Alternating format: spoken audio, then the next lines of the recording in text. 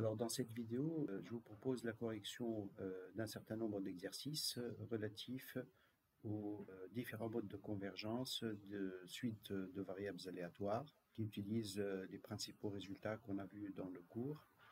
Donc je vais vous proposer la correction de 14 exercices qui permettent de bien assimiler les connaissances que nous avons parcourues dans le cours et de préparer le terrain pour aborder aisément la théorie de l'estimation et de l'échantillonnage. J'ai répertorié dans ce tableau les principaux prérequis théoriques qui seront invoqués dans la résolution des 14 exercices. Alors, je commence par le premier exercice. Donc, c'est un exercice qui traite de variables discrètes et où on va voir comment on peut montrer la convergence en moyenne quadratique, la convergence en probabilité d'une suite de variables aléatoires. Donc on considère des variables de Bernoulli de paramètres petit p indépendantes, xn, et ces variables, à partir de ces variables, nous construisons les variables yn égale à xn fois xn plus 1, le produit de deux variables xi successives. Alors, la première question consiste à déterminer la loi de yn. Alors, la loi de yn est très facile à obtenir puisque la première des choses, c'est de voir que yn est une variable discrète qui prend les valeurs 0 et 1 puisque yn, c'est le produit de xn et de xn plus 1, lesquelles chacune prend les valeurs 0 et 1. Donc leur produit ne peut être que 0 ou 1. La deuxième des choses, c'est avec quelle probabilité. Alors, à partir du moment où elles prennent les valeurs 0 et 1, yn sont des variables de Bernoulli. Et il s'agit donc de déterminer le paramètre que je note P' de ces variables de Bernoulli. Ce paramètre P', par définition pour une variable de Bernoulli, est égal à P de yn égale 1. Alors, yn est égal à 1 si seulement si xn est égal à 1 et xn plus 1 égale à 1. En conséquent, en raison de l'indépendance des xi, donc cette probabilité conjointe que xn et xn plus 1 soient toutes deux égales à 1, se décompose en produit de probabilité P de xn égale 1 fois P de xn plus 1 égale 1. Par conséquent, P' est égal à P au carré, donc on en conclut que yn suit la loi de Bernoulli de paramètre P au carré. Donc voilà pour le petit a. Dans la deuxième question, on nous demande de calculer la covariance de yi et de yj. Alors on va prendre d'abord le cas de deux yi successifs, donc yn et yn plus 1. La covariance, par définition, est égale à l'espérance de yn et yn plus 1 moins l'espérance de yn fois l'espérance de yn plus 1. Alors, on remplace donc les yi par leur expression en fonction des xi. Yn, c'est xn, xn plus 1. Yn plus 1, c'est xn plus 1, xn plus 2. Donc, le premier terme se résume à l'espérance de xn fois xn plus 1 carré fois xn plus 2. Pour ce qui est du second terme, l'espérance de yn, vu que yn, on vient de voir que c'était une variable de Bernoulli de paramètre p au carré, donc il est égal à p au carré fois p au carré, donc p puissance 4. Maintenant, xn, xn plus 1 carré et xn plus 2 sont des variables indépendantes. Par conséquent, l'espérance de leur produit est égale au produit de leur espérance, et donc c'est égal à l'espérance de xn fois espérance de xn plus 1 carré fois espérance de xn plus 2 moins p puissance 4. Maintenant, xn plus 1 carré est une variable de Bernoulli au même titre que xn plus 1, et c'est même la variable de Bernoulli de paramètre p. Pourquoi? Parce que xn plus 1 carré ne prend que les valeurs 0 et 1, et la probabilité que xn plus 1 carré soit égal à 1, c'est la même chose que la probabilité que xn plus 1 soit égal à 1. Donc, et cette probabilité est égale à petit p, on le sait. Par conséquent, xn plus 1 carré suit une loi de Bernoulli de paramètre petit p et son espérance donc est égale à petit p. Par conséquent, donc, je vais pouvoir écrire l'espérance de xn fois l'espérance de xn plus 1 carré fois l'espérance de xn plus 2. Ça va nous donner p fois p fois p, donc p puissance 3.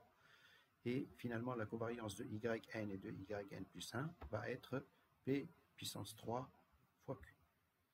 Donc ça, c'est lorsque nous prenons deux termes successifs. Et la chose importante, c'est que cette covariance est non nulle.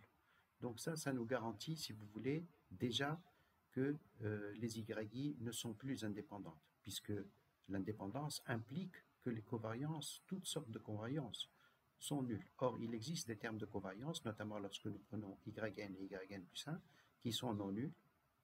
Et ces covariances, lorsque nous prenons deux termes successifs, ne dépendent pas de petit n, elles sont toujours égales à p puissance 3 fois q. Alors, pour répondre totalement à la question, cherchons covariance de yn et yn plus 2.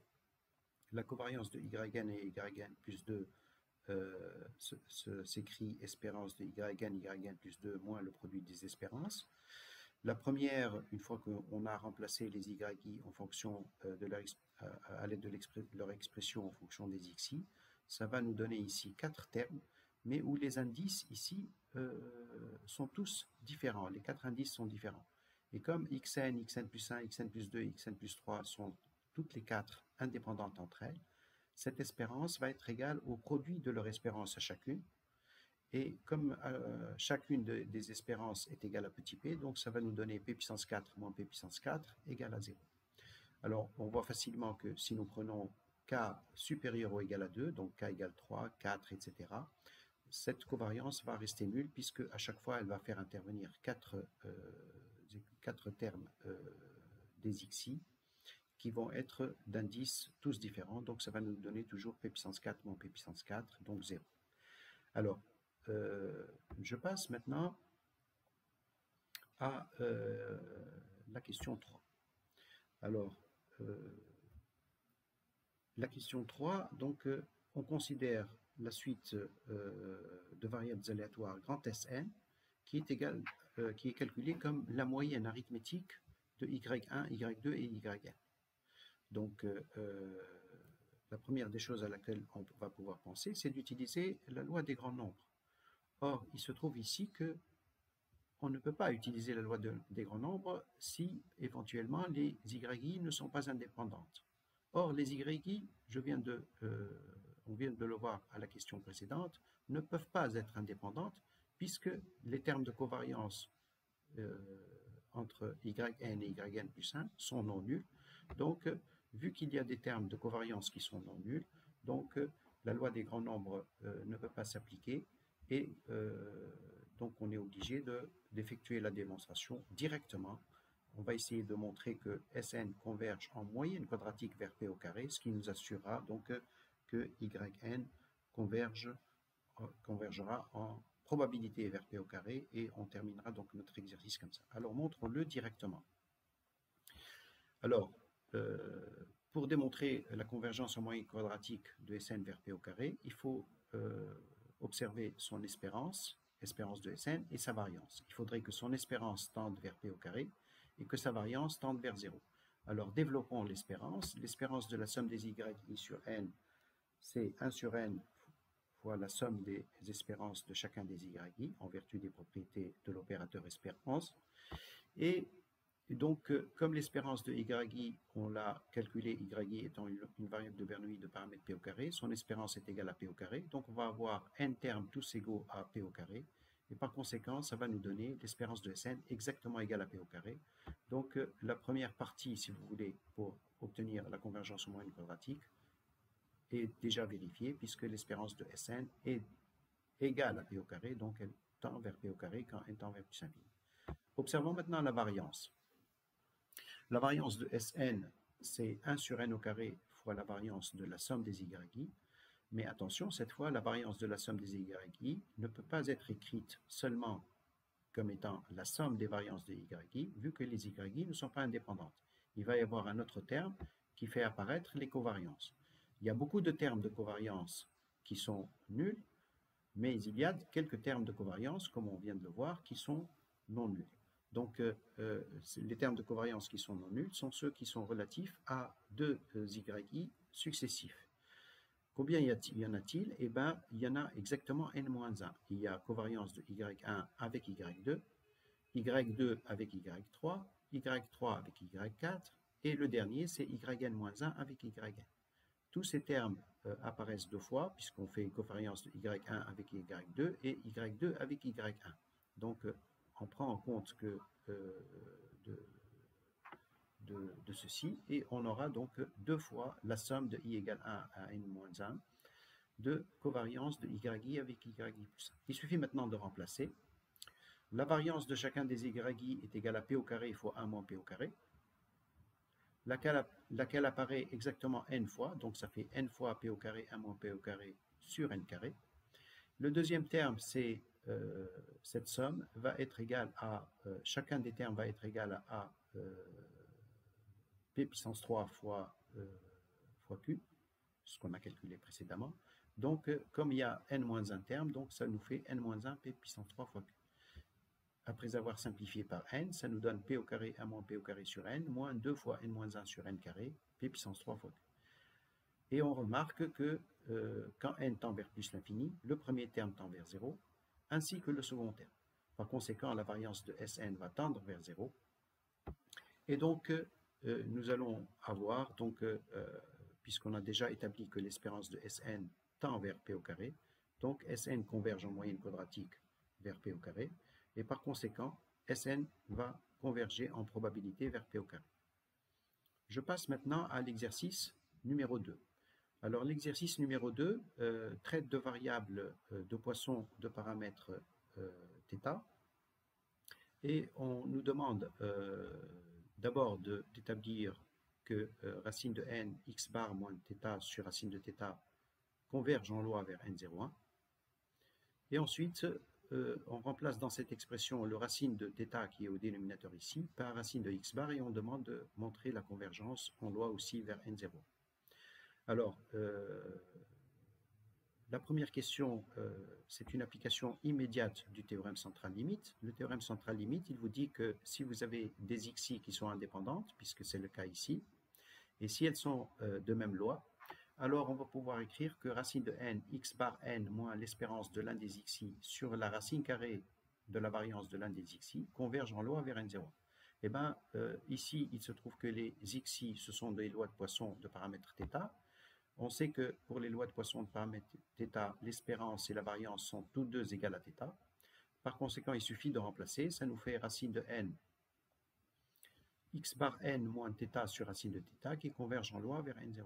C'est exactement ce qui est demandé. Pour le petit b, on va utiliser le théorème de Slutsky. Pour les convergences en loi, le théorème de Slutsky, il vous dit que si vous avez une suite de variables qui convergent en loi vers x, et si vous avez une autre suite de variables aléatoires y, i, qui convergent en loi vers une constante alpha, à ce moment-là, le produit xn, yn va converger en loi vers alpha grand x. Donc c'est ça que nous allons faire. Nous allons prendre cette première suite de variables aléatoires, donc racine de n, x bar n moins θ sur racine de θ, dont on a démontré la convergence en loi vers n01, et on va le multiplier justement par ce qu'il faut pour avoir ceci. Par quoi on va la multiplier? On va la multiplier par racine de θ sur racine de x bar. Donc en fait, la différence entre ce qui est demandé ici au petit b et ce qu'on a déjà établi à la première question, c'est un terme racine de θ sur racine de x bar. On sait que x bar n converge en moyenne quadratique vers θ en vertu de la loi des grands nombres. Par conséquent, x bar n converge vers θ en probabilité. À partir du moment où x bar n converge en probabilité, je fais une transformation continue sur x bar n. Je calcule racine de θ sur x bar n, c'est une fonction continue. Donc on fait la racine de 1 sur t, si vous voulez. Et bien ça convergera en probabilité vers 1. Par conséquent, racine de θ sur x bar n va converger en loi vers 1. Et donc là, on va pouvoir écrire que, en vertu du théorème de Slutsky, que la première loi, donc on a établi à la première question racine de n, x bar n moins θ sur racine de θ qui convergeait en loi vers n01. La deuxième converge en loi vers la constante égale à 1. Par conséquent, leur produit va converger en loi vers n01. Et on voit que, bien évidemment, c'est ce qu'on a fait ça pour. Donc on va simplifier par le racine de θ, ce qui nous donne racine de n, x bar n moins θ sur racine de x bar n qui converge en loi vers n0. Alors, je vous propose un exemple d'application de ce dernier résultat qui va nous permettre en fait de donner une estimation, un intervalle, si vous voulez, ce qu'on appelle un intervalle de confiance, pour la constante θ d'une loi de Poisson lorsque θ est une grandeur qui est inconnue. Donc on suppose que θ est inconnu, on prend un échantillon de taille n égale 100, on vous dit qu'on a trouvé, alors à partir de l'échantillon, on a calculé la somme des xi, on a trouvé 830, alors on vous demande un intervalle contenant θ avec une probabilité de 95%. Alors cet intervalle, on va le déterminer en utilisant que cette variable aléatoire, donc racine de n, x bar n moins θ sur racine de x bar n, converge en loi vers n01. n égale 100 est suffisamment important pour qu'on puisse appliquer donc cette convergence en loi. Donc, et on écrit, on prend la densité de probabilité de la loi normale 0,1 et on écrit que la variable aléatoire normale 0,1 est comprise entre moins t alpha sur 2 et t alpha sur 2 avec la probabilité donc qui est cherchée de 95%. Donc on prend alpha égale 5%. Les probabilités qui sont à l'extérieur sont de 2,5% à gauche, de 2,5% à droite. Les deux valeurs la valeur de t alpha sur 2 se lit sur la table de la loi normale 0,1. Et cette condition, celle qui est ici, va nous permettre d'isoler la valeur de θ entre deux bornes. Et c'est une transformation très simple, puisque cette condition se traduit par θ compris entre x bar moins racine de x bar sur racine de n t alpha sur 2, et x bar plus racine de x bar sur racine de n fois t alpha sur 2. Qu'est-ce qu'on a fait? On a multiplié d'abord par racine de x bar et on a divisé par petit n, et ensuite on a retranché le x bar qui reste au numérateur. Donc ça va nous donner ceci. Et bien, vous voyez que x bar se calcule à partir des données, puisque x bar c'est la somme des xi sur n, donc 830 sur 100 égale à 8,3. T alpha sur 2 se lit sur la table de la loi normale 0,1. La loi normale 0,1 vous dit que la fonction de répartition doit être égale à 97,5%, puisque vous avez 95% au milieu, plus les 2,5% qui sont à gauche. Donc tout ce qui est à gauche de t alpha sur 2 est égal à 0,975. Donc vous obtenez t alpha sur 2 égale à 1,96, d'où on remplace et ça nous donne θ entre 8,3 moins 0,56 et 8,3 plus 0,56. Donc vous voyez que l'utilisation de cette formule donc, nous permet, si vous voulez, de déterminer ce qu'on appelle un intervalle de confiance pour θ. Je passe maintenant à l'exercice suivant, donc à l'exercice 3. Alors, dans cet exercice 3, nous avons pas mal de résultats théoriques que nous allons établir et qui vont nous être utiles pour la suite du programme. Donc, ce sont des résultats dont un certain nombre relèvent du cours et qui sont proposés ici en démonstration à titre d'exercice. Le premier résultat donc, que nous allons établir, c'est le petit a. Donc, on considère deux variables x et y indépendantes qui suivent tel que x suit un qui 2 à m degrés de liberté et tel que la somme x plus y suit un qui 2 à n degrés de liberté, eh ben, on va montrer que à ce moment-là, le y, c'est-à-dire la différence entre la seconde et la première, entre x plus y et x, va donner un qui 2 à n-z degrés de liberté. Alors ce résultat va nous être utile pour démontrer les résultats du petit b et du petit c, évidemment. Donc pour cela, on va travailler avec les fonctions génératrices parce que c'est nettement plus commode. Donc on va établir un certain nombre de résultats concernant déjà la fonction génératrice d'un qui 2. Donc l'expression, on va commencer par déterminer l'expression de la fonction génératrice des moments d'une loi du qui 2. Donc on rappelle que la fonction génératrice des moments, elle est définie par l'espérance de e puissance t grand x. Donc on considère à partir d'une variable aléatoire grand x la transformée e puissance t grand x. Et on cherche pour cette variable aléatoire l'espérance mathématique et c'est ceci qui va varier en fonction de petit t, qu'on va appeler donc la fonction génératrice des moments. Alors c'est une fonction qui, on l'a démontré donc, dans un chapitre ultérieur, qui caractérise la loi de probabilité au même titre que la fonction de répartition d'une variable aléatoire. Donc si vous avez deux variables aléatoires qui ont la même fonction génératrice, automatiquement on pourra affirmer qu'elles ont même loi de probabilité. Et donc c'est quelque chose qui va identifier la forme de la fonction génératrice, son expression va nous permettre d'identifier la loi d'une variable aléatoire. Alors, cherchons la fonction génératrice des moments lorsque nous avons un qui 2 à m degrés de liberté, c'est-à-dire une loi gamma de paramètre m sur 2, 1,5. Évidemment, pour ne pas perdre la généralité, on va traiter directement le cas d'une loi gamma. Alors, prenons directement une loi gamma de paramètre AP quelconque. Dans notre cas ici, on prendra petit a égale m sur 2 et p égale 1,5. Mais cherchons sa fonction génératrice directement à cette loi gamma. Alors l'expression gx de t, c'est l'espérance de e puissance t grand x, qui se développe par l'intégrale de e puissance t grand x fois la densité de la loi gamma. Ça nous donne intégrale de p puissance a sur gamma dA x puissance a moins 1, et je regroupe les deux exponentielles e puissance tx et e puissance moins px ensemble, ça nous fait e puissance moins p moins tx. Et à partir de là, donc, je peux sortir, je fais apparaître, alors, en fait ici, on voit presque l'intégrale d'une densité d'une loi gamma, puisque nous avons le terme x puissance a moins 1 et le terme e puissance, non pas moins px, mais e puissance moins p moins tx. Donc c'est comme si on avait en fait une loi gamma de paramètre a, p moins t. Donc on va mettre, au lieu de p ici, puissance a, on va introduire p moins t puissance a. Et en introduisant donc p moins t puissance a, il faut diviser par p moins t puissance a. Donc voilà le p moins t puissance a qui apparaît à l'intérieur de l'intégrale et à l'extérieur de l'intégrale. C'est une constante, hein. Donc l'intégrale, elle est faite par rapport à dx. Donc à partir de là, donc, on a fait en sorte que ceci soit l'intégrale d'une densité de loi gamma. Donc cette intégrale totalement donne 1.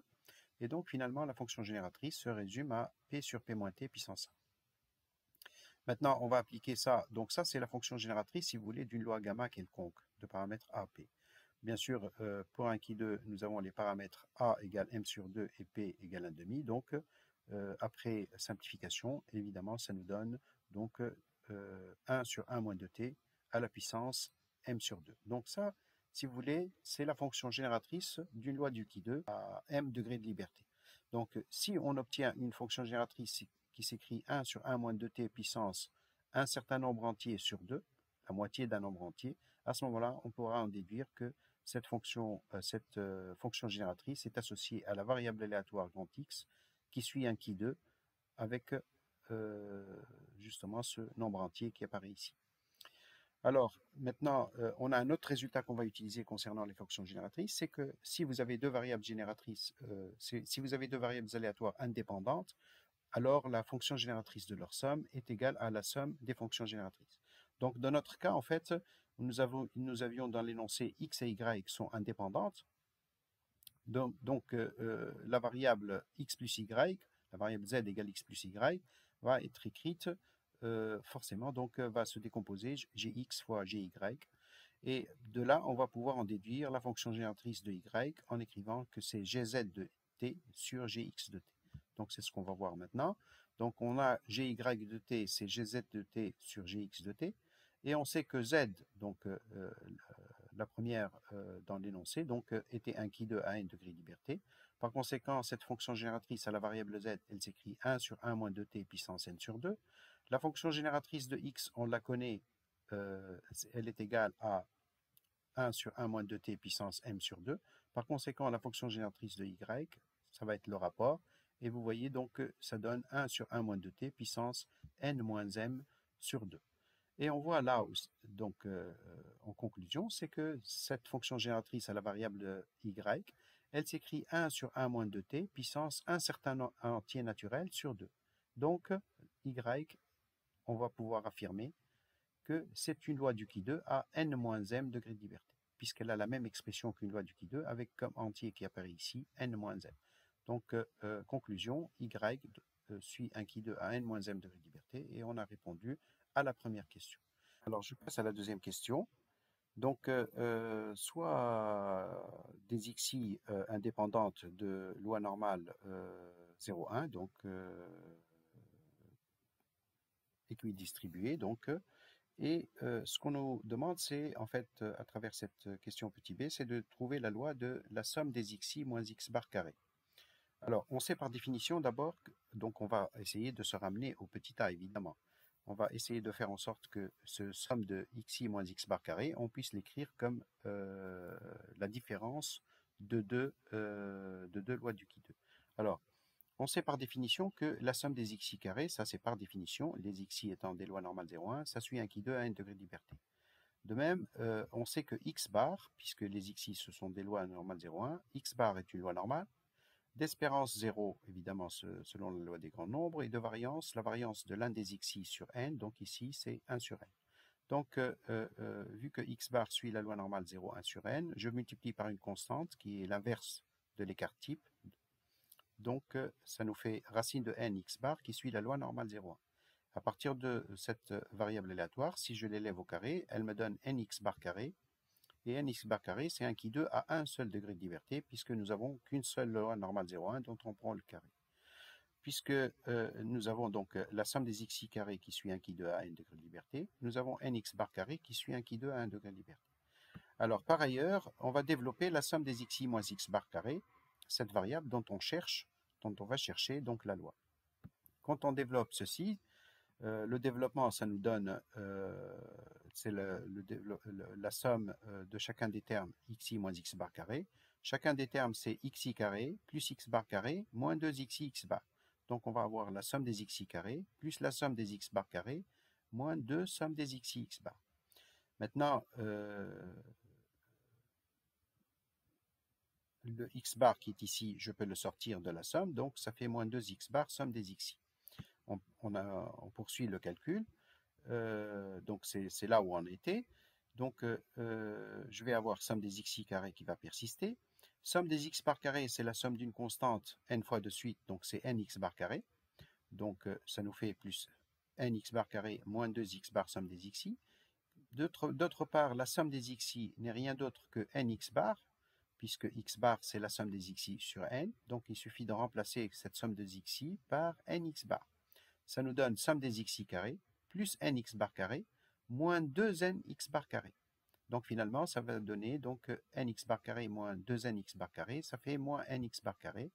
Et on va avoir donc la somme des xi moins x bar carré, c'est une formule à retenir une fois pour toutes, celle-là. C'est la somme des xi carré moins nx bar carré. Alors, à partir de là, on va poser donc grand U le nx bar carré, donc qu'on vient de voir qui suit un qui 2 à 1 degré de liberté. Vous avez le v, c'est la variable qui est ici, et z, c'est le terme somme des xi carré. Par conséquent, nous avons z égale u plus v, avec u qui suit un qui 2 de 1, et z suit un qui 2 de n. D'accord ? La seule chose dont il faut s'assurer, c'est que u et v sont des variables indépendantes pour qu'on puisse appliquer le résultat du petit 1. Donc, on va l'admettre, ce résultat, que u et v sont indépendantes. En fait, u est quelque chose qui a trait à la tendance centrale, et v est quelque chose, est une notion, une grandeur aléatoire qui a trait à la dispersion. Et on comprend aisément que la tendance centrale et les dispersions sont deux notions qui sont indépendantes. Alors, on va déduire donc, comme je l'ai indiqué, donc, du petit a que v suit un qui 2 à n-1, donc directement à partir de la première question, puisque nous avons un qui 2 de n moins un qui 2 de 1, donc ça va nous donner un qui 2 à n-1 degré de liberté. Donc, on va retenir une fois pour toutes que la somme des xi moins x bar carré est une grandeur aléatoire, est une variable aléatoire qui suit un qui 2 à n-1 degré de liberté. Donc, on a démontré la deuxième question. Maintenant, on va généraliser donc ce résultat-là, non pas à, comme ça l'était donc au petit b, donc en considérant des variables xi centrées réduites, mais à des variables xi quelconques. Donc, ce qu'on aimerait, c'est avoir un résultat maintenant beaucoup plus général. C'est celui qu'on va retenir et que, une fois pour toutes. Et donc, on va appliquer en fait le résultat du petit b aux variables xi moins m sur sigma, lesquelles suivent des lois normales centrées réduites. Donc, on va appliquer directement notre résultat à ces nouvelles variables. Et on va écrire que pour ces nouvelles variables x'i, qui sont ici, donc qui sont les xi moins m sur sigma, on va écrire que somme des x'i moins x' bar carré suit 1 qui 2 à n moins 1 degré de liberté. Donc c'est ce qu'on va faire. Donc c'est la somme des xi moins m sur sigma moins xi moins m sur sigma le tout bar au carré qui va suivre 1 qui 2 à n moins 1. Alors explicitons, on sait que xi moins m sur sigma le tout bar c'est xi bar moins m sur sigma.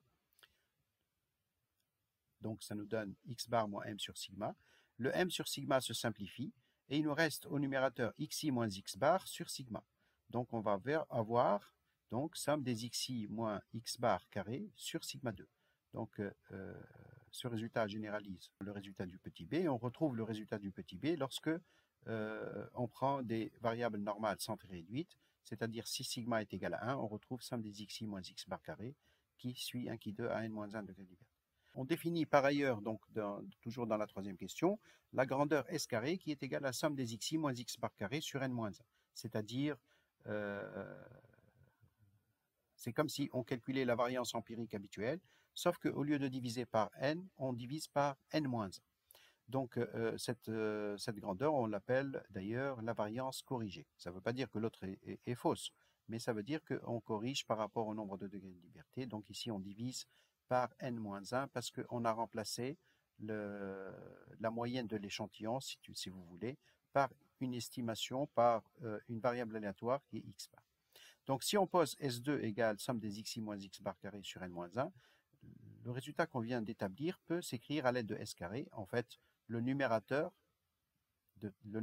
qui apparaît ici, donc somme des xi moins x bar carré, n'est rien d'autre que n-1 S carré. Donc on va pouvoir écrire n-1 S carré sur sigma 2 suit 1 qui 2 à n-1. Et ce résultat est à retenir donc au même titre que le précédent, puisque ils sont relatifs à la même notion. Donc c'est simplement une définition à travers le S carré qui est encadré ici. Donc maintenant, il est très facile d'établir que S va converger vers sigma. En fait, on va montrer que S carré va converger vers sigma 2 en moyenne quadratique, ce qui va nous permettre d'établir que S converge vers sigma en probabilité. Alors, montrons que S carré converge en moyenne quadratique vers sigma 2. Puisqu'on connaît donc la loi de n-1 S carré sur sigma 2, on va pouvoir écrire son espérance et sa variance. Comme sigma 2 est une constante, on va pouvoir en déduire l'espérance de S carré et la variance de S carré. Alors allons-y. Nous avons l'espérance de n-1 S2 sur sigma 2, c'est-à-dire l'espérance de ce qui 2, c'est son nombre de degrés de liberté, n-1. Et sa variance, c'est 2 fois son nombre de degrés de liberté, donc c'est 2 fois n-1. De la première, on déduit que n-1 sur sigma 2, l'espérance de S carré est égale à n-1. Et de la seconde, le n-1 sur sigma 2, quand il sort de la variance, il devient au carré. Donc n-1 carré sur sigma 4, variance de S carré est égale à 2 fois n-1. Nous en déduisons immédiatement donc l'espérance de S carré et la variance de S carré. L'espérance de S carré est exactement égale à sigma carré, en simplifiant par n-1 et en faisant passer le sigma 2 à droite. Et la variance de S carré nous donne 2 sigma 4 sur n-1. Ce qui nous intéresse, donc on a pu calculer l'espérance de S2 et la variance de S2, c'est que espérance de S carré donc, tend vers sigma 2 et la variance de S2 tend vers 0. Donc S carré converge en moyenne quadratique vers sigma 2 et par conséquent S carré converge en probabilité vers sigma 2, donc la racine carrée va converger en probabilité vers sigma. Alors, la dernière question qui est demandée, c'est de montrer que x bar moins m sur s sur racine de n converge en loi vers n01. Donc, pour cela, on va utiliser le théorème de Slutsky. On sait d'abord que x bar moins m sur sigma sur racine de n suit la loi normale 0,1, non pas converge, mais exactement sa loi, c'est la loi normale 0,1, car x bar, c'est une loi normale, vu que les xi sont des lois normales, d'espérance petit m en vertu de la loi des grands nombres, et de variance sigma 2 sur n en vertu toujours de la loi des grands nombres. Par conséquent, par rapport au résultat qui est demandé, on va substituer à sigma la grandeur aléatoire, la variable aléatoire grand S. Donc, on va recourir au théorème de Slutsky qu'on applique pour les convergences en loi. Donc, on a besoin de substituer donc, S à sigma. Donc, on aimerait bien multiplier ici par sigma sur grand S. Donc, qu'est-ce qu'on va utiliser? On va utiliser le résultat qu'on vient d'établir à la question précédente. On a vu que grand S converge vers sigma en probabilité. Par conséquent, sigma sur grand S converge en probabilité vers 1. Nous avons, en vertu donc du théorème de Slutsky, sigma sur grand S fois x bar moins m sur sigma sur racine de n, qui convergera en loi vers n01. D'accord? Donc, vous voyez que le sigma va se simplifier, ce qui nous donne donc que x bar moins m sur s sur racine de n converge en loi vers n01. Alors, le résultat est terminé, mais on peut trouver exactement la loi exacte de x bar moins m sur s sur racine de n. Parce que ici, c'est une loi asymptotique. Quand on dit converge en loi, ce n'est pas la loi de x bar moins m sur s sur racine de n. Donc, on va voir en fait que x bar moins m sur s sur racine de n suit une loi de Student, et on va trouver son nombre de degrés de liberté qui va être égal à n-1. Alors, x bar moins m sur sigma sur racine de n, on sait que ça suit une loi normale 0,1. On sait que n-1 s carré sur sigma 2, ça suit 1 qui 2 à n-1, ce qu'on a établi juste précédemment, donc il y a un instant. Donc avec cette loi normale et ce qui 2, nous allons fabriquer une loi de Student. Alors, on prend la variable normale, on la divise par la racine carrée de ce student, n-1 s carré sur sigma 2, et lequel est divisé par son nombre de degrés de liberté, n-1. On sait que ceci suit une loi de student à n-1 degré de liberté, bien sûr sous réserve de supposer que la loi normale et le qui2 qu'on a considéré sont des variables indépendantes, c'est-à-dire que s carré et que x bar, donc qui apparaît au numérateur, sont des variables aléatoires indépendantes. C'est la même, intuitivement, c'est la même chose que ce que je disais il y a un instant. S carré a trait à la dispersion et x bar a trait à la tendance centrale, puisque c'est la moyenne des xi. Donc, on peut l'admettre. Donc, à partir de ce moment-là, on peut dire donc, que ceci suit une loi de Student. On voit que le n-1 se simplifie, que le sigma se simplifie, et qu'est-ce qui nous reste?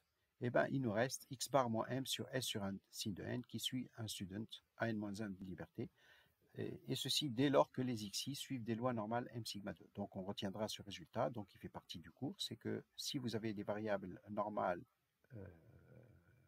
indépendantes de même espérance et de même variance, à ce moment-là, x bar moins m sur s sur racine de n suivra un student à n-1 degré de liberté.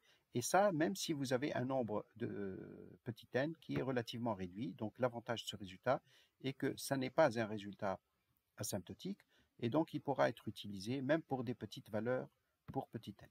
Donc on va appliquer ce résultat sur un exemple pratique. Donc on considère des variables xi de loi normale m et sigma carré, indépendantes donc et de même loi, et on suppose que les paramètres m et sigma 2 sont tous deux inconnus. Et on va prendre une valeur de petit n relativement réduite, je prends n égale 20. Alors à travers l'échantillon de 20 observations, on a pu lire la somme des xi et la somme des xi carrés. Alors on vous demande de calculer d'abord x bar et s carré, et ensuite de donner un intervalle pour m avec une probabilité de 90%, donc un intervalle censé contenir la valeur inconnue petit m avec une probabilité de 90%, ainsi qu'un intervalle contenant sigma carré avec une probabilité aussi de 90%. Ces 4 questions relèvent en fait de la théorie de l'estimation. Donc je suis en train d'anticiper, si vous voulez, sur un prochain chapitre. Donc ici, on dit qu'on va déterminer des estimations ponctuelle. On va donner un seul chiffre. Pour x bar, un seul chiffre à travers s carré. Et ensuite, on va donner une estimation de petit m, un intervalle contenant petit m avec une probabilité assez forte, donc assez élevée de 90%. Et même chose pour la variance sigma carré avec une probabilité de 90%. Pour ce qui est de x bar, c'est la somme des xi sur n, donc c'est 3821 sur 20, donc 191,05. Le s carré, par définition, c'est la somme des xi moins x bar carré sur n moins 1. Alors, on n'a pas la somme des xi moins x bar carré, mais on sait que le numérateur se décompose en somme des xi carré moins nx bar carré. Vous vous rappelez la formule de tout à l'heure. Et la somme des xi carré, on me l'a donné. X bar, je viens juste de le calculer, donc il suffit de remplacer et on obtient donc le s carré égale 32,84. Maintenant, pour l'intervalle contenant petit m, on va partir de la loi de x bar moins m sur s sur racine de n, laquelle suit un student à 19 degrés de liberté. Et en écrivant que ce student se trouve entre deux valeurs moins t et plus t, avec une probabilité donnée, on va pouvoir résoudre cette inégalité dans laquelle la seule inconnue est petit m. Vous voyez, donc x bar provient de l'échantillon, grand S provient de l'échantillon, petit n est donné, donc on va pouvoir encadrer petit m par deux valeurs en résolvant cette inégalité. Il suffit simplement de trouver la valeur de t telle que on est à l'intérieur de l'intervalle moins t, t, la loi de Student a une probabilité de 90% de s'y trouver. Alors, si on prend la table de la loi de Student, on va lire la valeur 1,72913. Donc, vous voyez, donc, je vais vous montrer. Donc là, vous avez la table de Student. Vous avez ici, donc, sur cette ligne-là, donc, les valeurs de alpha. On veut que alpha soit égal à 10%, c'est-à-dire la probabilité d'être à l'extérieur est égale à 10% et la probabilité d'être à l'intérieur est de 90%. Donc on prend la valeur ici, alpha égale 0,1. On va à la ligne 19 qui correspond au Qui2 à 19 degrés de liberté et on lit 1,72913.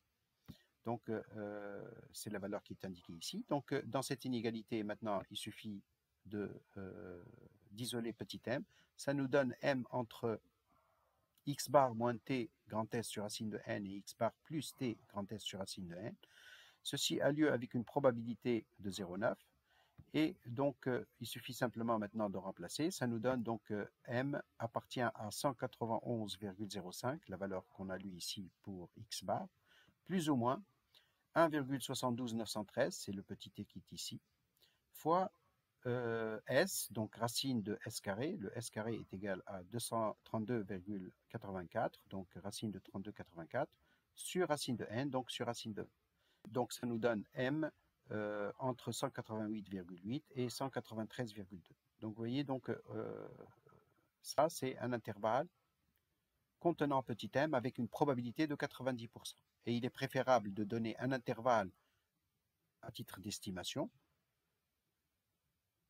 assorti d'une certaine probabilité plutôt que de donner une valeur unique qui est sujette à controverse et surtout que dès que vous prendrez un autre échantillon, vous aurez une autre valeur. À chaque fois, vous aurez une autre valeur. Donc, répondre par un intervalle assorti d'une certaine probabilité est quelque chose de beaucoup plus robuste. La même chose, on va la faire pour la variance sigma carré. Et pour cela, on utilise la loi de n-1 s carré sur sigma 2 qui suit un qui 2 à n-1 degré de liberté. Alors, qu'est-ce qu'on fait? On prend la densité de la loi du Qui2 à 19 degrés de liberté et on écrit que cette variable aléatoire se trouve entre deux valeurs A et B avec une probabilité de 90%. Donc, on laisse à l'extérieur, si vous voulez, les 10%. On peut les laisser comme on veut. Donc, nous, on va laisser ici 5% et ici, à droite, 5% et à gauche, 5%. Donc, on va écrire donc la probabilité que n-1 s carré sur sigma 2 se trouve entre A et B avec une probabilité de 90%. Les valeurs de A et B, on va pouvoir les lire sur la table du Qui2 à 19 degrés de liberté. Donc, si on regarde la table, donc vous allez avoir donc la table ici, elle vous donne la probabilité de se trouver à droite. Donc, si vous voulez à droite 5%, vous allez lire 30,1435 à la ligne 19 qui correspond à 19 degrés de liberté.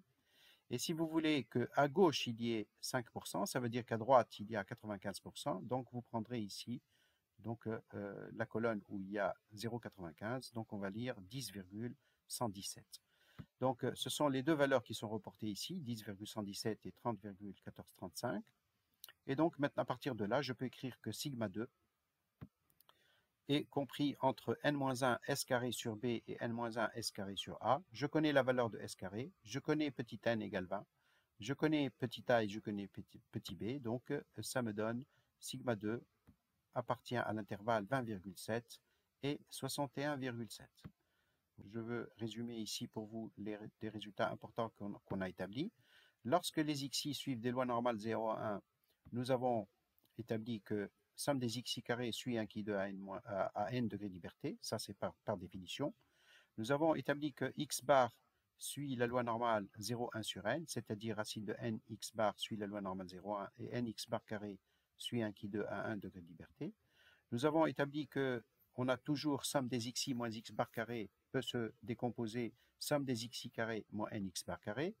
On a trouvé la loi de somme des xi moins x bar carré, c'est le qui de a moins 1 degré de liberté. Ceci, bien sûr, si les xi suivent des lois normales 0,1. Puis on a généralisé à des variables normales m sigma 2 quelconques. Donc tous ces résultats, on va les retrouver lorsque nous avons des variables xi de paramètres m et sigma 2 quelconques. Donc, nous avons d'abord xi moins m sur sigma qui suit la loi normale 0,1. Ça, c'est les propriétés des lois normales. Nous avons x bar qui suit la loi normale m sigma 2 sur n. Nous avons la somme des xi moins m au carré sur sigma 2, c'est-à-dire la somme des carrés de ces variables-là, qui sont des lois normales 0,1, c'est 1 qui 2 à n degrés de liberté. Et ensuite, lorsque nous substituons à petit m la valeur grand x bar, c'est-à-dire qu'on écrive somme des xi moins x bar carré sur sigma 2, et bien nous obtenons un qui 2 à n moins 1 degré de liberté. Nous avons défini s carré par la somme des xi moins x bar carré sur n moins 1. Cette relation somme des xi moins x bar carré sur sigma 2 qui suit un qui 2 à n moins 1 se transpose avec s carré en n moins 1 s carré sur sigma 2 suit un qui 2 à n moins 1. Et finalement, on a établi que même pour des valeurs petites de petit n, la loi de x bar moins m sur s sur racine de n est un student à n-1 degré de liberté. Donc voilà pour cet exercice qui est très important. Et je passe maintenant à l'exercice 4. Donc dans cet exercice, on va voir comment approximer une loi discrète par la loi normale. Donc, et comment on procède pour achever les calculs. Donc nous avons une usine qui fabrique des vis dont 3% ont des défauts. On prélève 1000 vis au hasard, donc n égale 1000. Et on dénombre par x, par la variable aléatoire grand X, les vis défectueuses. Donc grand X est la variable aléatoire égale au nombre de vis défectueuses. On sait que x, ça suit une loi binomiale NP, avec P égale 3%. Son espérance est égale à n fois P, et sa variance est égale à n fois P fois Q. Alors on va donc prélever n égale 1000 vis, donc ça c'est le petit a, et on demande la probabilité d'avoir plus de 50 vis défectueuses. On sait que grand X est une loi, est sensiblement une loi de Poisson de paramètre θ, avec θ égale à n fois P. Donc ici, θ est égal à 30. Laquelle loi de Poisson de paramètre 30 va pouvoir être approximée par une loi normale d'espérance 30 et de variance 30, parce que la loi de Poisson, quand θ a une valeur assez élevée, sa loi s'approche de celle d'une loi normale. Donc finalement, la variable binomiale initiale, grand X, va pouvoir être approximée par la loi normale n30-30. Et à partir de là, nous allons pouvoir répondre donc aux questions. On cherche P de x supérieur à 50. Alors P de grand X supérieur à 50, x est une variable binomiale. On va pouvoir donc, comme je l'ai indiqué tout à l'heure, l'approximer par la loi normale correspondante d'espérance 30 et de variance 30. Alors pourquoi 50,5 ici? Donc ça nécessite une petite explication. En fait, la probabilité que x soit égal à k est approximativement en fait égale à f de k, où f est la densité de la loi normale, donc m sigma 2 qui est considérée. Donc c'est la hauteur, si vous voulez, de ce rectangle f de k. P de x égale k est environ égal à f de k qui est la hauteur de ce rectangle. Si nous prenons une base de largeur 1 autour de petit k, donc entre k moins 1,5 et k plus 1,5, eh bien, cette hauteur est exactement égale à la surface de ce rectangle. Or, cette surface à ce rectangle, donc P de x égale k, c'est cette valeur à l'ordonnée, laquelle est égale à la surface de ce rectangle, comme je venais de l'indiquer, et cette surface est environ égale à l'intégrale entre k moins 1,5 et k plus 1,5 de petit f de t dt. Donc c'est la fonction de répartition en k plus 1,5 moins la fonction de répartition en k moins 1,5. Vous voyez donc le rectangle initial, c'est celui-là, et la courbe, elle délimite cette partie de courbe. Donc ce qu'on a enlevé, si vous voulez, à gauche, on l'a rajouté à droite, donc ce qui fait que les deux surfaces sont à peu près égales. C'est pour ça que j'ai mis ici approximativement égal à grand Fy de k plus 1,5 moins grand Fy de k moins 1,5. Et par conséquent, donc P de x égale k va pouvoir s'écrire P de y entre k moins 1,5 et k plus 1,5. On peut voir d'autres formules utiles. P de x inférieur ou égal à k, c'est à peu près égal à P de y inférieur à k plus 1,5. Vous voyez, parce que c'est une inégalité large, donc ça veut dire que la valeur k est incluse. Donc on prend ici y inférieur à k plus 1,5. Si on cherche P de x strictement inférieur à k, on s'arrêtera à k moins 1,5. Si on cherche P de grand X entre k et k', eh ben au sens large, entre k et k', donc k est inclus et k' est inclus, donc on prendra un grand Y entre k moins 1,5 et k' plus 1,5. Alors, je reviens donc à notre calcul. Donc ici, P de x supérieur à 50, c'est à peu près P de y supérieur à 50,5. On fait notre transformation pour passer à la loi normale centrée réduite. Donc ça nous fait P de z supérieur à 50,5 moins 30 sur racine de 30, c'est-à-dire P de z supérieur à 3,74, et ceci est quasiment nul, puisque la loi normale n'a aucune chance de dépasser des valeurs supérieures à 3, donc une chance extrêmement faible. Le deuxième calcul qui est demandé, c'est P de x entre 20 et 40. Tout de suite, on écrit c'est à peu près la probabilité que grand Y soit entre 20,5 et 39,5. Donc, vous voyez, donc, parce que les inégalités sont strictes. Et à partir de là, nous passons à grand Z. Donc, ça nous donne la probabilité que Z soit entre moins 1,73 et 1,73. Ça nous fait 2 fois Fz de 1,73 moins 1 que nous prenons sur la table de la loi normale et nous obtenons donc 91,6%. Le petit b, on prend n égale 2000 cette fois. Non pas 1000, mais 2000. On reprend donc le raisonnement précédent et dans ce cas, donc, on a une loi de Poisson de paramètre 60, laquelle est approximée par une loi normale d'espérance 60 et de variance 60. Et on nous demande de calculer P de x inférieur à 50. Ceci est à peu près égal à la probabilité que grand Y soit inférieur à 49,5. C'est, après transformation vers la loi normale centrée réduite, P de z inférieur à 49,5 moins 60 sur racine de 60. Donc c'est 1 moins Fz de 1,36. C'est P de z inférieur à moins 1,36, lequel nous transformons en 1 moins Fz de 1,36. Donc ça nous fait 8,7%.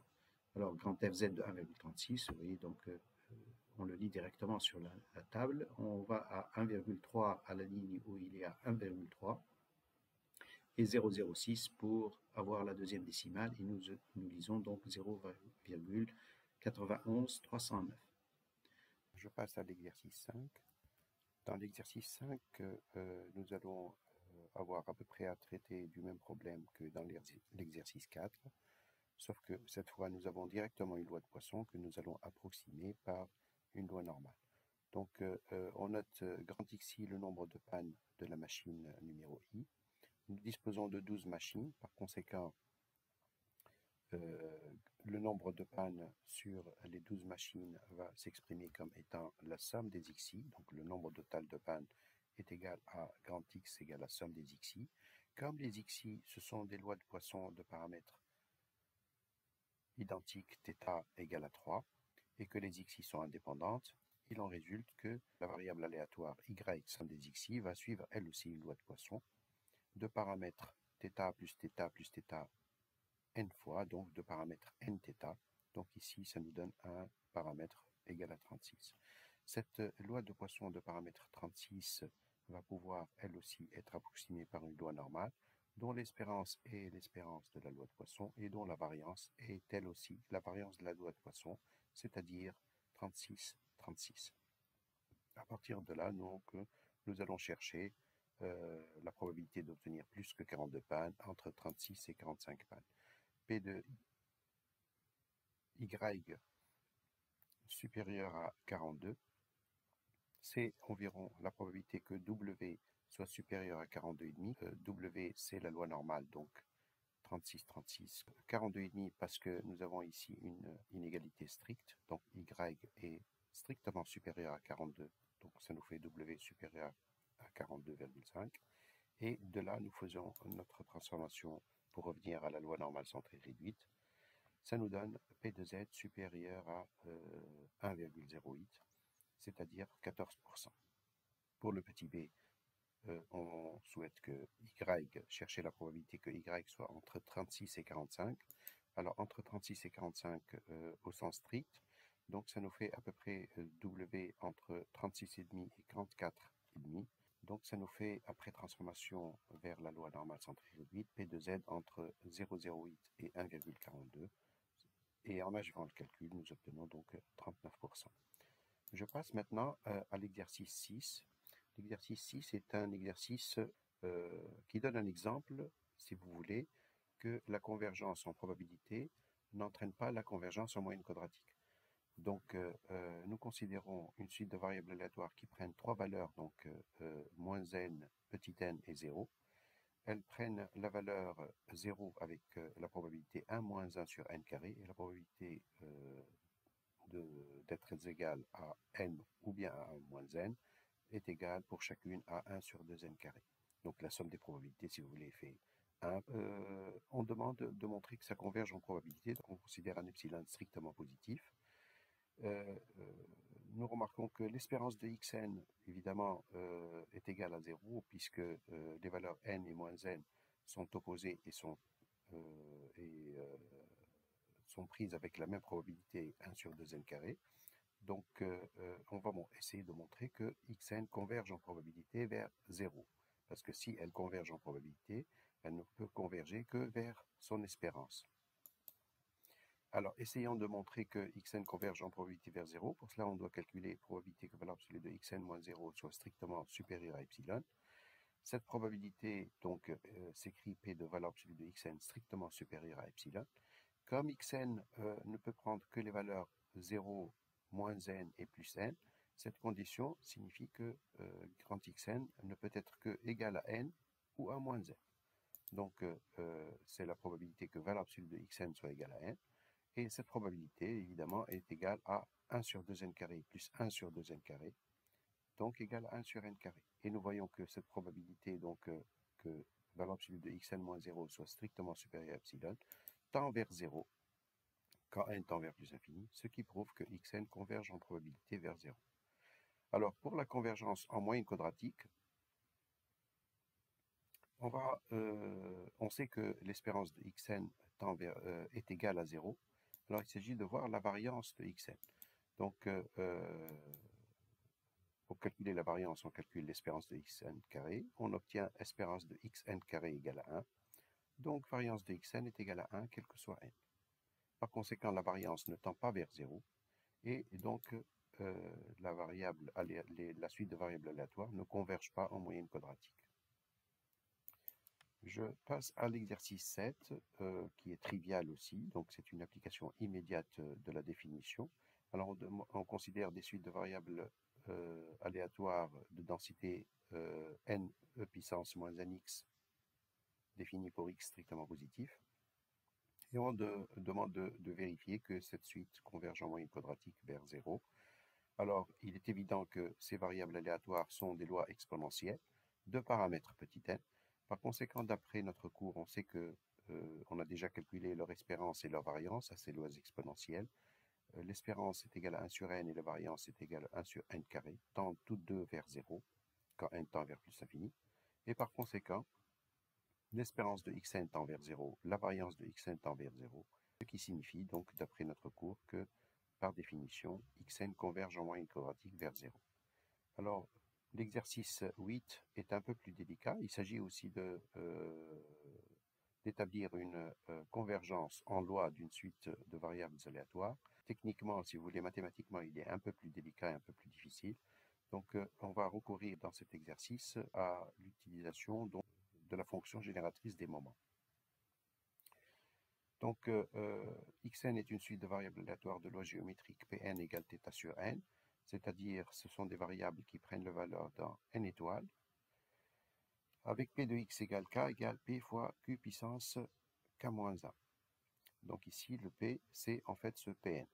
Alors, on va d'abord déterminer la fonction génératrice d'une loi géométrique de paramètres petit p, dans le cas général, donc ça peut être considéré comme du cours, si vous voulez. Donc gx de t, c'est l'espérance de e puissance t grand x, c'est somme des e puissance tk, p de x égale k. Nous remplaçons p de x égale k par sa valeur p fois q puissance k-1. Finalement, ça nous fait gx de t égale pe puissance t, somme de k égale 0 à l'infini d'une suite géométrique d'horizon qe puissance t. Et donc ceci, on sait le calculer, c'est égal à pe puissance t sur 1 moins qe puissance t. Donc ça, c'est la fonction génératrice de manière générale d'une loi géométrique. Dans notre cas, le paramètre petit p, c'est Pn égale à θ sur n. Donc il suffit simplement de remplacer donc P par Pn. Donc Gxn, c'est Pn e puissance t sur 1 moins Qn e puissance t. Maintenant, il nous est demandé d'étudier la convergence de la loi, non pas xn, mais de la loi yn égale à xn sur n. Donc, nous allons chercher, en déduire donc directement sa fonction génératrice. Gyn de t, c'est l'espérance de e puissance t grand yn. Je remplace yn par sa valeur xn sur n. Donc, on voit ici qu'on est en train de calculer la fonction génératrice de xn, non pas en t, mais en t sur n. Je connais l'expression de la fonction génératrice de notre loi géométrique. Et il suffit simplement de l'écrire en t sur n.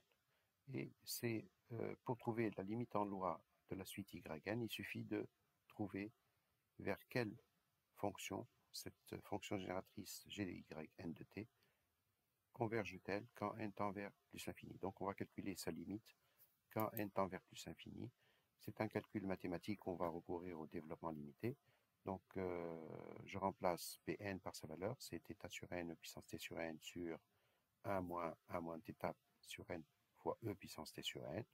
Nous avons au numérateur quelque chose qui tend vers 0. Au dénominateur, nous avons ceci, e puissance t sur n va tendre vers 1, donc nous allons avoir ici, la parenthèse qui va tendre vers 1. 1 moins 1, c'est 0, donc nous avons une forme indéterminée. Nous passons au développement limité, donc le e puissance t sur n, on sait que n, quand n tend vers plus l'infini, se développe en 1 plus t sur n plus un petit taux de 1 sur n, où petit taux de 1 sur n est une fonction telle que, qui tend vers 0 plus vite que petit n, donc telle que n fois petit taux de 1 sur n tend vers 0. On remplace donc le numérateur et le dénominateur. En ne gardant que les termes qui tendent vers 0 moins vite que 1 sur n, nous allons avoir θ sur n plus petit taux de 1 sur n au numérateur, et au dénominateur, nous allons après développement avoir θ moins t sur n plus petit taux de 1 sur n. En définitive, donc, nous allons avoir ceci. Je multiplie au numérateur et dénominateur par petit n, donc ça fait θ plus n au petit taux de 1 sur n, et au dénominateur, θ moins t plus petit n, petit taux de 1 sur n. On a dit que petit taux de 1 sur n est tel que n, petit taux de 1 sur n tend vers 0, donc en passant à la limite, nous avons le numérateur qui tend vers θ et le dénominateur qui tend vers θ moins t. Par conséquent, gyn de t tend vers θ sur θ moins t. Et ça, on sait que ça n'est rien d'autre que la fonction génératrice de la loi exponentielle de paramètre θ. Par conséquent, xn sur n, cette variable yn égale à xn sur n, converge en loi vers la loi exponentielle de paramètre θ. Dans l'exercice 9, nous partons de variables aléatoires qui ne sont pas des variables usuelles, mais qui sont obtenues à partir de lois exponentielles qui sont translatées d'une constante θ. Et à partir de ces lois, nous construisons la variable yn, le min des xi. C'est un exercice classique où on peut déterminer la loi des min de xi. Et on va montrer que cette variable yn converge en moyenne quadratique vers θ. Et ensuite, au petit b, on va étudier la loi de zn égale yn moins θ. Donc, pour ce qui est du petit a, nous avons besoin de montrer que ça converge en moyenne quadratique vers θ, et par conséquent, on est amené à calculer l'espérance et la variance de y. Et donc, on est amené à calculer la loi, à déterminer la loi de yn. Alors, yn prend ses valeurs dans θ plus l'infini, puisque étant égal à min des xi, et que les xi sont dans l'intervalle θ plus l'infini, donc yn va décrire tout l'intervalle θ plus l'infini. Prenons petit y appartenant à cet intervalle et calculons la fonction de répartition de yn en ce petit y. Cette fonction de répartition, c'est par définition p de yn inférieur à petit y. On remplace, ça nous donne la probabilité que les min des xi sont inférieures à petit y. Alors à partir d'ici, nous écrivons ceci: 1 moins la probabilité que le min des xi est strictement supérieur à y. Pourquoi? Parce que la condition min des xi supérieure à y a l'avantage de pouvoir signifier que chacun des xi est supérieur à petit y. Donc, vu que les xi maintenant sont indépendants, on va pouvoir ouvrir donc cette probabilité conjointe que tous les xi soient supérieurs à y, ce qui va nous donner 1 moins le produit p de x1 supérieur à y, p de x2 supérieur à y, jusqu'à p de xn supérieur à y. Donc fyn de petit y va pouvoir s'écrire en définitive 1 moins fx de petit y à la puissance n, puisque toutes ces probabilités sont égales à 1 moins fx de petit y. Donc on a la fonction de répartition de yn, on peut l'expliciter exactement, puisque ici f grand x, il est facile de vérifier que c'est égal à 1 moins e puissance moins x moins θ, c'est la fonction de répartition qui est obtenue à l'aide de cette densité de probabilité qui est donnée dans l'énoncé. Donc en remplaçant, en substituant donc f grand x par 1 moins e puissance moins x moins θ, nous obtenons fyn de petit y égale à 1 moins e puissance moins n y moins θ pour y supérieur ou égal à θ. Donc à partir de là, donc, nous pouvons dériver pour obtenir la densité de yn. La densité, c'est la dérivée de grand f yn, ça nous donne n e puissance moins n y moins θ. Et nous remarquons qu'en fait, il s'agit de la densité d'une loi exponentielle de paramètre petit n qui est décalée de la constante égale à θ. On remarque en fait que grand y, plus précisément, que grand yn s'écrit wn plus θ, où wn est la loi exponentielle de paramètre petit n. Ceci va nous permettre aisément donc d'en déduire donc espérance de yn et variance de yn. En effet, donc espérance de yn va être égale à espérance de wn plus θ, donc θ plus 1 sur n, puisque la loi exponentielle de paramètre n a pour espérance 1 sur n. De même, la variance de yn va être exactement égale à la variance de wn, donc ici 1 sur n carré. Donc on a l'espérance et la variance de yn, ces deux grandeurs, la première, l'espérance tend vers θ, la variance tend vers 0, et ceci signifie donc que yn converge en moyenne quadratique vers θ. Donc voilà pour la première question. La deuxième question, on prend cette variable yn qui tend vers θ en moyenne quadratique, en convergence, donc L2 très forte, et la différence donc tend vers 0, et en multipliant ceci par petit n qui tend vers plus l'infini, on va étudier la convergence en loi de Zn. Et on va montrer que Zn est en fait une constante. On va montrer que Zn est une constante, donc elle convergera en loi vers cette constante, vers une variable aléatoire qu'on. Calculons donc d'abord directement la fonction génératrice de Zn, donc c'est l'espérance de e puissance Tzn. On remplace donc Tzn par Tn yn moins θ. Ça nous fait espérance en fonction de Wn qui est égal à yn moins θ. En remplaçant, donc, ça nous fait espérance de e puissance Tn Wn, c'est-à-dire la fonction génératrice de Wn calculée en n fois t. Alors, la fonction génératrice de Wn étant la loi exponentielle de paramètre petit n, on connaît son expression après l'exercice 8. Gwn, c'est n sur n moins t. Et par conséquent, Gzn de t égale n sur n moins tn. On voit qu'on peut simplifier par petit n. Ça nous fait Gzn de t égale à 1 sur 1 moins t, qui n'est rien d'autre que la fonction génératrice de la loi exponentielle de paramètre 1. Finalement, donc, la loi de Zn est une loi exponentielle de paramètre 1 et qui ne dépend pas de n. Alors, nous pouvions établir ce résultat directement. En effet, il suffit simplement de se rappeler que Zn, c'est n, yn moins θ, c'est nwn. Or, wn, qui suivait la loi exponentielle de paramètre petit n, on peut dire que c'est une loi gamma de paramètre 1n. Donc, nwn est la loi gamma de paramètre 1 sur n fois n, donc le deuxième paramètre est égal à 1. Donc on voit que nwn, la variable zn égale nwn, elle suit la loi exponentielle de paramètre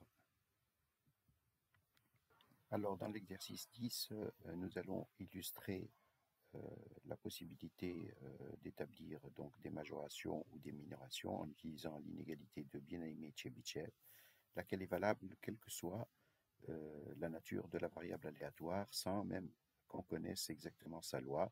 Nous pouvons donner, à partir du moment où on connaît son espérance et sa variance, nous pouvons l'utiliser.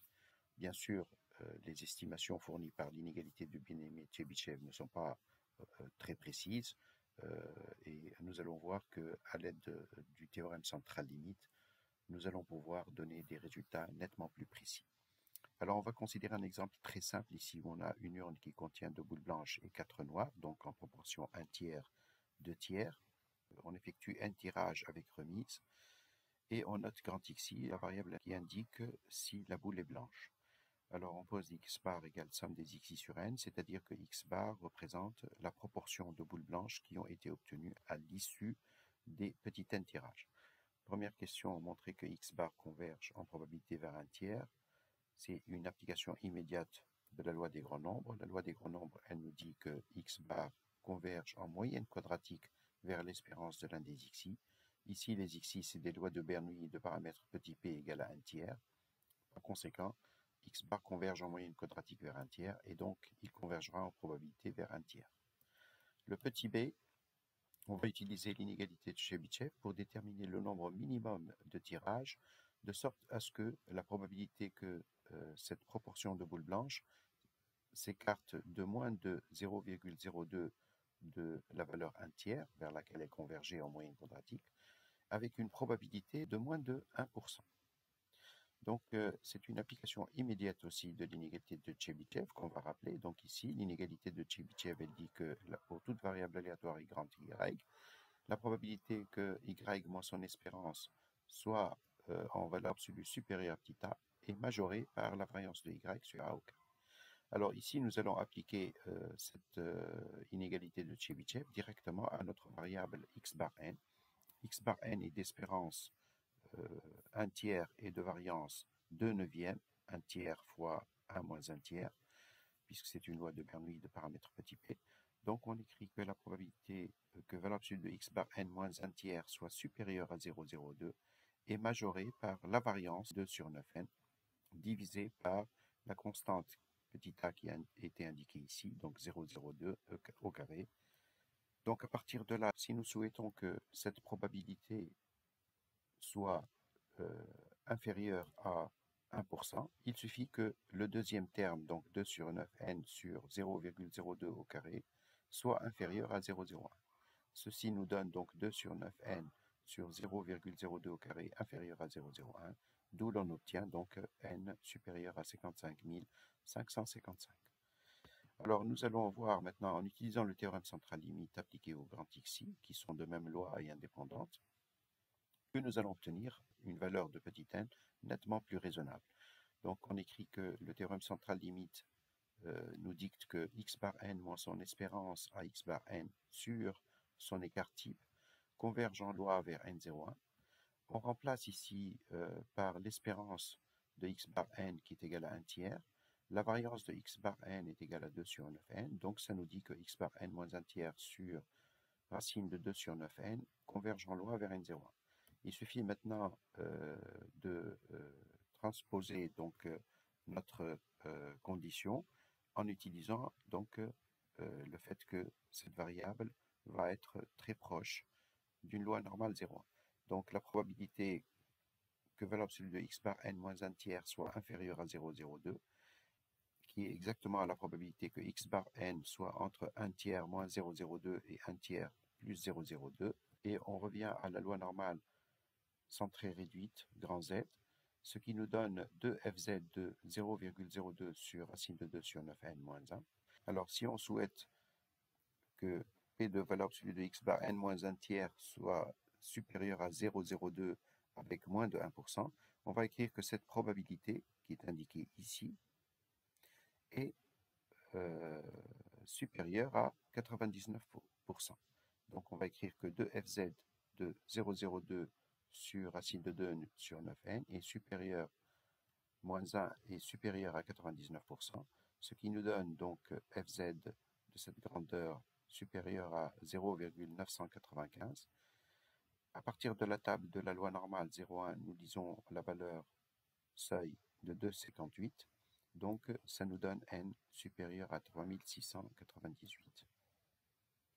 L'exercice 11, lui aussi, illustre l'inégalité de Bien-Aimé-Tchebychev.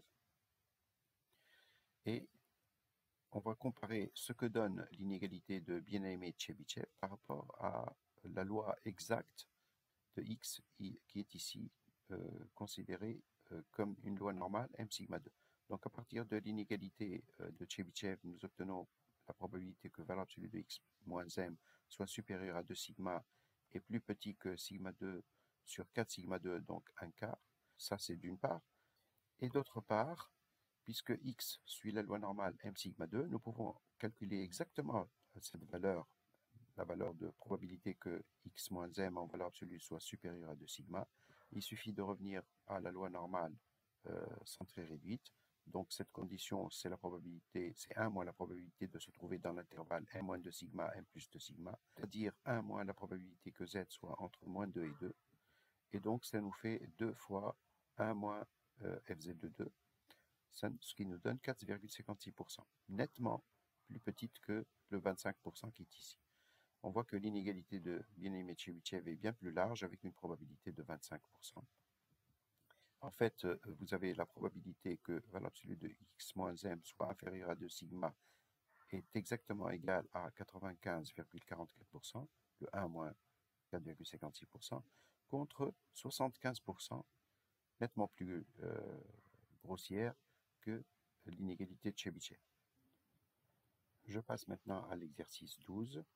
Donc là aussi, donc, nous allons illustrer l'inégalité de Bien-Aimé-Tchebychev et la comparer aux résultats obtenus à partir du théorème central limite. Donc nous considérons ici des variables xi indépendantes de même loi exponentielle de paramètre 1. Donc leur densité c'est f de x égale à e puissance moins x pour x positif ou nul. On demande de déterminer petit n de sorte que la probabilité que x bar moins espérance de x bar soit inférieure à 0,1 avec une probabilité de 95%. Donc à l'aide de l'inégalité de Bien-Aimé-Tchebychev et à l'aide du théorème central limite. Donc puisque xi suit la loi exponentielle de paramètre 1, son espérance et sa variance sont toutes deux égales à 1. Et donc l'espérance de x bar est égale à 1 et la variance de x bar est égale à 1 sur n d'après la loi des grands nombres. Nous allons appliquer donc l'inégalité de Tchebychev qui nous dit que la probabilité que x bar s'écarte de son espérance avec moins de 0,1 est égal à 1 moins la variance de x bar sur 0,1 au carré. Donc sur cette constante qui est ici au carré. Ceci donne la probabilité que x bar moins espérance de x bar inférieur à 0,1 est strictement supérieur à 1 moins 100 sur petit n, puisque la variance de x bar est égale à 1 sur n. Et si on souhaite que cette probabilité soit supérieure à 0,95, il suffit de choisir n de sorte à ce que ce 1 moins 100 sur n soit supérieur à 0,95, ce qui nous donne donc petit n supérieur à 2000. Maintenant, on va utiliser le théorème central limite pour répondre à cette question. Alors, le théorème central limite, il va s'appliquer aux xi qui sont des variables de même loi et indépendantes. Donc, x bar moins espérance de x bar sur l'écart type de x bar converge en loi vers n01. Ici, donc, ça nous donne la probabilité donc, que x bar moins espérance de x bar soit inférieur à 0,1 est sensiblement égal à la probabilité que valeur absolue de z soit inférieure à 0,1 sur racine de variance de x bar. Donc, c'est la probabilité que cette loi normale 0,1 en valeur absolue soit inférieure à 0,1 sur racine de variance de x bar. Donc, ça nous fait la probabilité que valeur absolue de z soit inférieure à 0,1 racine de n. Et si on souhaite que cette probabilité initiale soit supérieure à 0,95, il suffit de choisir n de sorte que cette probabilité soit supérieure à 0,95, c'est-à-dire 0,1 racine de n supérieure à partir de la table de la loi normale à 1,96. Cela nous donne donc une valeur de petit n égale 385. Donc nettement plus raisonnable que la valeur obtenue par l'inégalité de Chebyshev. On s'assure bien sûr que pour avoir pu utiliser donc le théorème central limite, que la valeur de n n'est pas petite. Donc vous voyez n égale 385 est une valeur suffisamment grande pour pouvoir justifier l'utilisation du théorème central limite. Alors je passe à l'exercice numéro 13. Alors on considère un traitement qu'on expérimente sur un certain nombre de malades et nous avons constaté que sur 233 personnes sur lesquelles on a administré le traitement, 84 résistent à la maladie. Alors, dans le petit a, on prend n égale exactement 100 personnes, et en admettant que chaque personne a une probabilité égale de guérir, on nous demande quelle est la loi de probabilité du nombre grand S de personnes qui guérissent. Donc pour cela, nous posons grand xi la variable aléatoire qui vaut 0 ou 1. Elle vaut 1 si la personne guérit, et 0 si la personne ne guérit pas. Alors, bien sûr, grand xi, c'est une loi de Bernoulli de paramètre petit p avec p égale 84 sur 233. Et notre variable aléatoire grand S du nombre de personnes qui guérissent ne va être autre que la loi binomiale de paramètre n petit p avec n égale 100 et p égale 0,36. Donc voilà donc pour le petit a. On suppose maintenant qu'on utilise n personnes et on nous demande de calculer l'espérance et l'écart type de la variable aléatoire grand S sur petit n et d'approximer la loi de cette variable aléatoire dans le cas où cela est possible. Donc, pour petit n quelconque, on pose grand Sn la somme des xi, donc la somme des variables de Bernoulli de paramètre petit p précédemment vu. Donc, grand Sn suit une loi binomiale n petit p, le petit p de tout à l'heure qui vaut 0,36. Donc, l'espérance de Sn est égale à 0,36n et la variance de Sn est égale à 0,23n. D'où l'espérance de Sn sur n qui est égale à 0,36 et la variance de Sn sur n qui est égale à 0,23 sur n. Alors ces deux résultats-là, on pouvait les obtenir directement à partir de la loi des grands nombres, puisque Sn sur petit n, c'est la somme des xi sur petit n, donc c'est le x bar, et on sait que l'espérance de x bar est égale à l'espérance de l'un des xi, c'est-à-dire ici 0,36, et la variance de x bar, c'est la variance de x de l'un des xi, sur petit n. Alors, en vertu du théorème central limite, ce Sn sur n va pouvoir être assimilé à une loi normale lorsque n est grand. Donc, Sn sur n moins 0,36 sur l'écart type sur racine de 0,23 sur n va converger en loi vers n0. Par conséquent, la loi asymptotique de Sn sur n va être une loi normale, si vous voulez, d'espérance 0,36 et de variance 0,23 sur petit n. Donc, on fait notre transformation pour passer à la loi normale centrée réduite. Donc, Sn sur n moins 0,36 sur racine de 0,23 sur n va être supérieur à 0,44 moins 0,36 sur 0,23 sur n.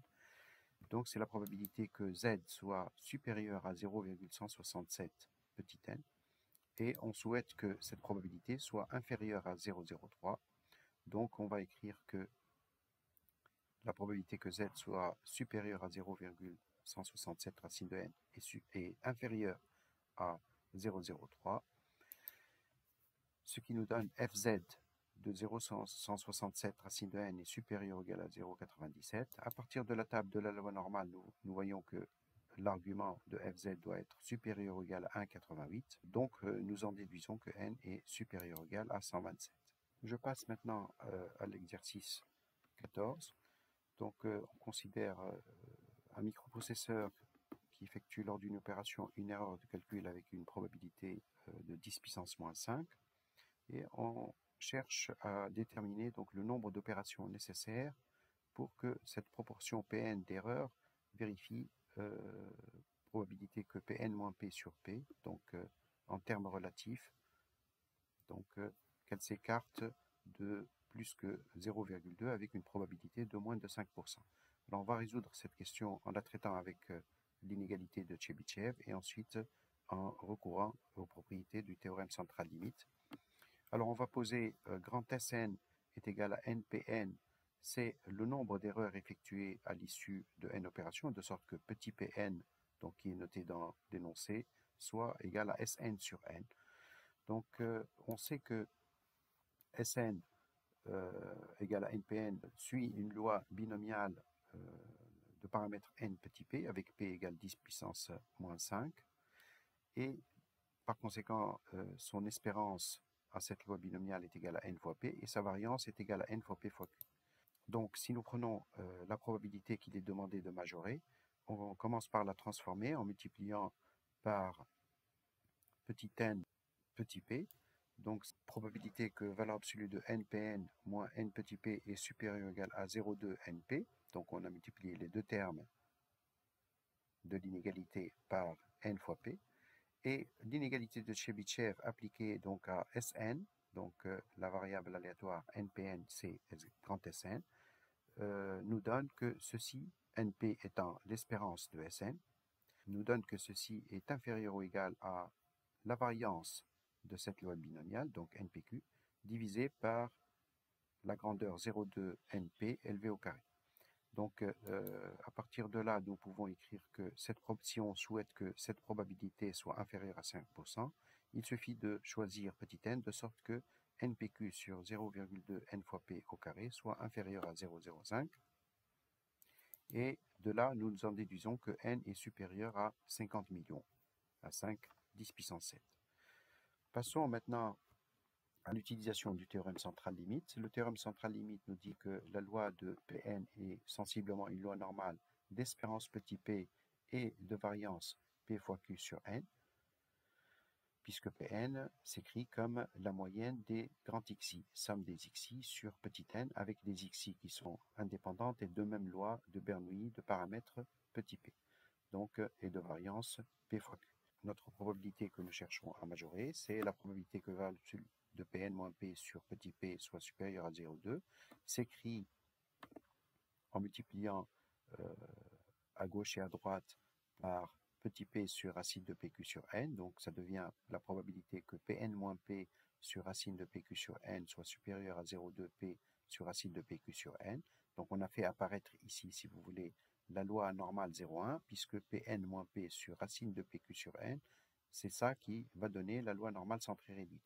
Donc cette probabilité qu'on va chercher à majorer s'écrit tout simplement la probabilité que valeur absolue de z soit supérieure à 0,2 racine de pq sur n, après simplification donc, et ceci n'est rien d'autre que 2 fois 1 moins fz de 0,2 racine de np sur q, et on va écrire que ceci doit être inférieur à 0,05. Donc, si on souhaite que cette grandeur, donc, que cette condition valeur absolue de Pn-P sur petit p supérieur à 0,2 ait lieu avec une probabilité inférieure à 0,05, il suffit de choisir petit n tel que 2 fois 1 moins fz de 0,2 racine de np sur q soit inférieur ou égal à 0,05. Ceci nous donne grand fz de 0,2 racine de np sur q supérieur ou égal à 0,975. Donc, à partir de la table de la loi normale, nous avons cet argument 0,2 racine de np sur q supérieur ou égal à 1,96, ce qui nous donne donc n supérieur à 9,6 10 puissance 6, c'est-à-dire 9,6 millions. Nous voyons que cette valeur est nettement plus petite que les 50 millions qu'on a obtenus lorsqu'on a utilisé l'inégalité de Bien-Aimé-Chebyshev. Voilà, merci et à une prochaine leçon, j'espère.